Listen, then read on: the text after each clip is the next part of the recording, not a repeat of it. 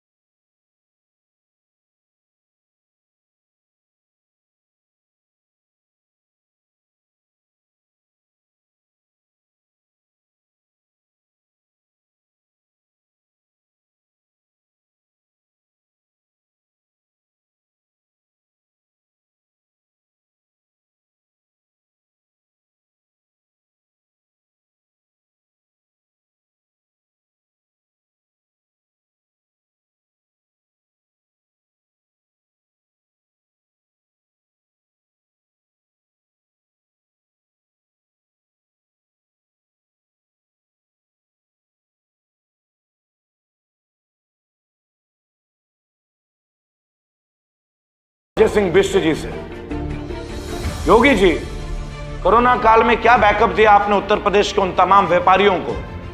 आपने उन छात्रों के लिए क्या बैकअप दिया है जो स्कूल नहीं गए लेकिन जिनके माता पिता को स्कूल के फीस देना पड़ा, सीबीएसई स्कूलों का, जिनका आपके सरकार ने कॉम्पोजिट फीस के नाम से माफ कर दिया स्कूल वालों को, और मेरे जैसा पेरेंट जिनके दोनों बच्चे गौतम बुद्ध नगर में पढ़ते हैं, हमें भी पूरी फीस देनी पड़ी स्कूल की।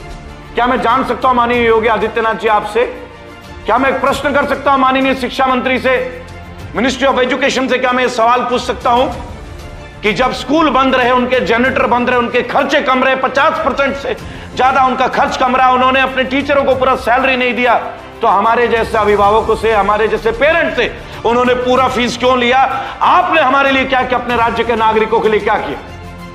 योगी आदित्यनाथ जी, धार्मिक बातें नहीं करूंगा मैं।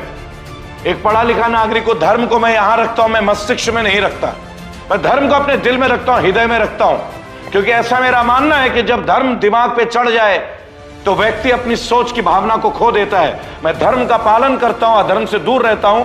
मैं आपका भी सम्मान करता हूं, माननीय मोदी जी का भी सम्मान करता हूं, लेकिन आप लोगों के कार्य प्रणाली ऐसे है नहीं कि हम उनको मान सके। आपने देखा उत्तर प्रदेश जो है अब महाराष्ट्र के बाद दूसरे नंबर पे आ चुका है। कोविड के केसेस में लगातार मौतें हो रही हैं। शमशान घाट में आज लाइन लगी हुई है, ऐसा आज मीडिया बता रही है। लेकिन मेरा एक मन में ही मन एक सवाल जन्म देता है लाखों करोड़ों भारतीयों के मन में कि ये सारी मौतें केवल कोविड से हो रही हैं, तो क्या बाकी सारी बीमारियां गायब हो गई हैं?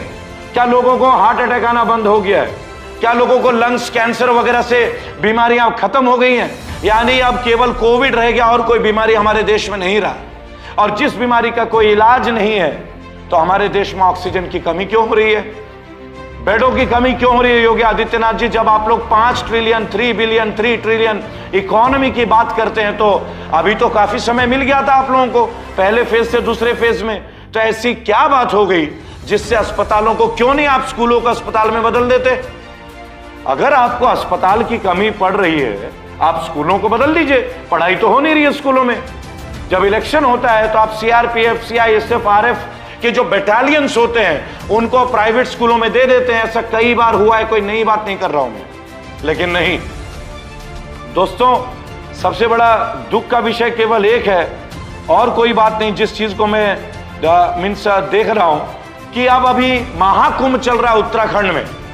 महाकुंभ दोस्तों, जब मरकज पे बात आई थी तब हम लोग एक साथ गरजे थे, बरसे थे हम लोग कि ये गलत हो रहा है और मरकज से ही कोरोना का फैलाव हुआ है। तो इस कोविड के दौर में महाकुंभ का आयोजन क्यों हो रहा है? विशेष तौर से तब जब बहुत सारे साधु संत भी कोरोना पॉजिटिव पाए गए हैं। क्या भारतीय सरकार के माननीय स्वास्थ्य मंत्री डॉक्टर हर्षवर्धन इस सवाल का जवाब 135 करोड़ भारतीयों को देने में सक्षम होंगे? एक और आप कहते हो कि नाइट कर्फ्यू, एक और आप ये कहते कि घरों से ना निकलें, और एक और आप उत्तराखंड हरिद्वार में महाकुंभ का आयोजन करते। मैं स्वयं एक हिंदू हूं, लेकिन एक पढ़ा लिखा, एक शिक्षित, एक साक्षर हिंदू हूं। ये सवाल मेरे मन में भी जन्म लेता, हालांकि मैं कोरोना पे पूरी तरह यकीन नहीं करता, क्योंकि ऐसा मैंने आप लोगों से सीखा है। अगर कोरोना होता तो आप इलेक्शन नहीं करवाते। अगर कोरोना होता तो अमित शाह लाखों की तादाद की भीड़ नहीं करते। अगर कोरोना होता तो मोदी जी इतनी बार की रैली में बंगाल नहीं आते। मुझे इन सवालों का जवाब चाहिए, लाखों करोड़ों भारतीयों को इन सवाल का जवाब चाहिए। आप जब तक इन सवालों का जवाब नहीं देंगे, हम दंड क्यों भुगते? हम क्यों आपको चालान दें? चालान आप लोगों को क्यों ना किया जाए? आप लोगों को दंड क्यों ना दिया जाए? आपकी सरकारी व्यवस्था फेल हुई है, इसके ऊपर आपको ऊपर जुर्माना क्यों ना किया जाए? तमाम मंत्रियों को क्यों ना जेल भेजा जाए? केवल नागरिक, केवल भारतीय नागरिक जुल्म क्यों से इन नेताओं को क्यों ना जेल भेजा जाए जिन्होंने रैलियां की है? कौन देगा जवाब? जवाब चाहिए हमारे देश को, जवाब चाहिए हमारे युवाओं को। मेरे देश के वीर फौजी आज तिरंगों को सैल्यूट करना चाहते हैं, लेकिन आज मेरे देश का वीर जवान कफन में लौट के आता है, तिरंगे में लपट के आता है, और उनके माँ बाप अपने अश्रुपूर्ण आंसुओं से उन्हें मिलते हैं जब वो शहीद हो जाते हैं। 56 इंच के सीने वाले प्रधानमंत्री ने कहा था, मैं 1 इंच जमीन भी नहीं छोड़ूंगा चाइना से, ये कहा गया था। आज बॉर्डर पे रोज हमारे सैनिक शहीद हो रहे हैं। आज छत्तीसगढ़ में हमारे कितने लोग वीर गति को प्राप्त हो रहे हैं, 100% हो रहे हैं उनके शव। जब आप 1 इंच जमीन नहीं छोड़ सकते, तो मेरे वीर शहीदों के माता पिता उनका शरीर का आधा हिस्सा कैसे छोड़ रहे हैं? उनके लिए आप क्या जवाब देंगे? कहां है रक्षा मंत्री राजनाथ सिंह? आप कब जवाब देंगे? कब आप बाहर आएंगे? आखिर कब तक ये देश आप लोगों के जुमलों को सहेगा? कब तक? वक्त आ चुका है दोस्तों, इस सरकार को कटघरे में लाने की जरूरत है। सरकार के मंत्रियों को जेल में डालने की जरूरत है, जिन्होंने गलत गलत पॉलिसी की। मंदिर मस्जिद के अलावा और महंगाई के अलावा, जुमलों के अलावा, झूठी बातों के अलावा कुछ भी नहीं है भाजपा के सरकार में। मैं रेबल सदानंद पति आप लोगों से पुनः आह्वान करता हूं, ये वीडियो समर्पित है उन तमाम लोगों के लिए जो कोरोना काल की विभीषिका में भी अपने परिवार को बचाते रहे। ये वीडियो समर्पित है मेरे और आपके जैसे तमाम उन लोगों के लिए जो एक दूसरे का हौसला बढ़ाते रहे। ये वीडियो समर्पित है उन शहीदों के माता पिताओं के लिए जो अश्रुपूर्ण तरीके से नमन करते हैं, अपने पुत्र और पुत्रियों शहादत को देखते हुए और उनके शत विशत शव को लेते हैं। और ये वीडियो समर्पित है उन तमाम लोगों के लिए जिनके अंदर एक जज्बा है कि भारत में ना हिंदू है ना मुसलमान है, हम भारतीय, अब हम हिंदू मुस्लिम की बात नहीं करेंगे और भारत के अंदर एक बार और हमेशा के लिए बीजेपी को बाहर करेंगे। इस सरकार का आना हमारे पूरे देश के लिए एक सृष्टि का नहीं, एक नाश का कारण जन्मा है। और जो कोई मेरे बात से इत्तेफाक ना रखता हो और जो कोई ये कहता हो कि मोदी भगवान है, तो मैं उन तमाम लोगों से बोलना चाहूंगा, विचारधारा बदल लीजिए। इंसान की इतनी अहमियत नहीं कि वो भगवान का दर्जा ले ले। मोदी जी भी हमारी तरह एक साधारण भारतीय हैं, लेकिन एक जुमलेबाज जरूर है, ये मैं पहले भी कहता हूं और आज भी कहूंगा। उनके कथनी और करनी में जमीन आसमान का फर्क है। अगर वो अपने कथनी और करनी को कर दें तो शायद मैं उनको पुनः सम्मान दे दूं, पुनः उन्हें वोट दे दूं, लेकिन ऐसा संभव नहीं दिखता। ऐसा इसलिए संभव नहीं दिखता क्योंकि आज मेरे लाखों करोड़ों गरीब मजदूर भाई सड़कों पे फिर से बेघर हैं। आज महंगाई चरम पे, आज पेट्रोल 100 के ऊपर है, लेकिन इनको शर्म नहीं आती, भाजपा वालों को दुख नहीं होता। आज कितने ही किसानों ने अपना शहादत दे दिया, इनकी आंखों से एक बूंद आंसू नहीं निकलती। अब उनके आंसू का जवाब हमें चाहिए। मैं बागी श्रद्धानंद, रेबल श्रद्धानंद आप लोगों से अपील करता हूं कि बागी बनने का दौर अब शुरू हो चुका, बगावत का दौर है। आइए रेबल फाउंडेशन को ज्वाइन कीजिए। मैं पॉलिटिकल नहीं हूं, लेकिन आइए इनके किले को ध्वस्त करें और एक नए भारत का निर्माण करें। जय हिंद, जय भारत।